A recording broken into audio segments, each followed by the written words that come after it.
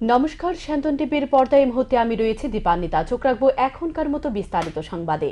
মঙ্গলবার কুমারঘাট রেল স্টেশনে এক পণ্য স্টল এর আনুষ্ঠানিক উদ্বোধন করেন প্রধানমন্ত্রী নরেন্দ্র মোদী।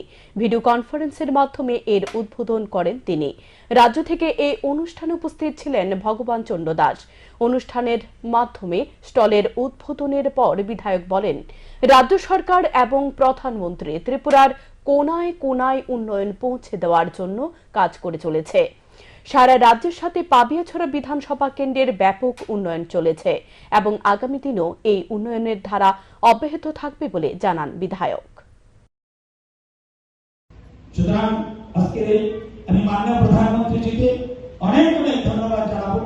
মাননীয় প্রধানমন্ত্রীজি সারা ত্রিপুরার সমগ্র ত্রিপুরাকে উনি নজর রাখছেন, তার সঙ্গে কুমারঘাটকে নজর রাখছেন।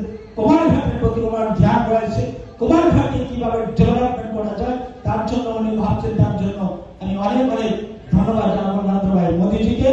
আমি ধন্যবাদ জানাবো আমাদের রাজ্য সরকারকেও, যে সরকারও তার জন্য প্রচেষ্টা চালিয়ে যাচ্ছেন। আমাদের এই রাজ্য সরকার আজকে রাজ্যের কোনায় কোনায় আজকে উন্নয়ন পৌঁছে দিচ্ছেন। আমাদের কুমারঘাটে ইতিমধ্যে গত 6 বছরে আমরা অনেক উন্নয়ন করেছি।